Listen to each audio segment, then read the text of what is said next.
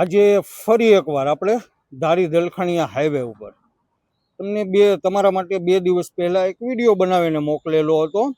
કે જેમાં આ જગ્યા આપ નિહાળી રહેલા છો, જેમાં વાહન ચાલકો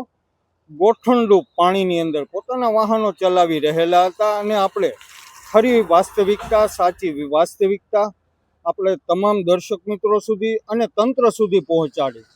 જેના ફળ સ્વરૂપ આજે તમે નિહાળી રહેલા છો કે તંત્રના કાન આંબળવાથી, તંત્રને જાગૃત કરવાથી આ તંત્રએ સરસ મજાની કામગીરી કરેલી છે. આપણે જે કામગીરી કરશે એના વખાણ પણ કરશું અને જે કામગીરી નહીં કરવામાં આવે તો કાન આંબળશું પણ. એટલે આ જે લાઈનપરા વિસ્તાર અને લાઈનપરા વિસ્તારની અંદર આજથી 2 દિવસ પહેલાં, કાલે નહીં પરંતુ પરમ દિવસે આ જગ્યાએ ગોઠણરૂપ પાણી હતા અને આ પાણીમાં તમામ વાહન ચાલકો અહીંથી પસાર થતા હતા અને તેમના વાહનો છે એ પાણીની અંદર ચાલીને મહા મુસીબતે જતા હતા. ત્યારે આજે તમે દ્રશ્યો નિહાળી રહેલા છો. આ છે લાઈનપરા અને લાઈનપરા વિસ્તારની અંદર જે માટી નાખવામાં આવેલી, કપચી નાખવામાં આવેલી અને જેના કારણે તમે નિહાળી શકો છો કે વાહન ચાલકો હાલ આરામથી ચાલી રહેલા છે. ધારીથી દલખાણીયા સુધી જે રોડનું કામ ચાલી રહેલું છે અને આ રોડના કામમાં આ સીસી રોડ અત્યારે જે જગ્યાએ આપણે ઊભા છીએ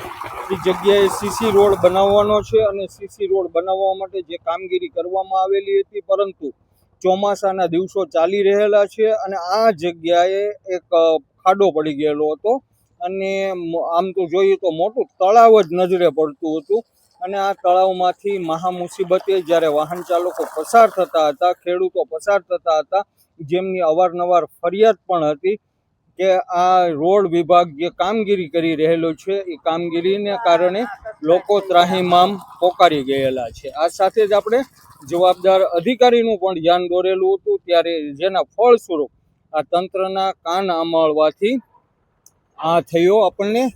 ફાયદો કે જેનાથી આપણે વાહન ચાલકો આરામથી પસાર થાય છે અને વાહન ચાલકો તમે જોઈ શકો છો કે જે 2 દિવસ પહેલાંની પરિસ્થિતિ હતી જેનાથી પણ ખૂબ મોટો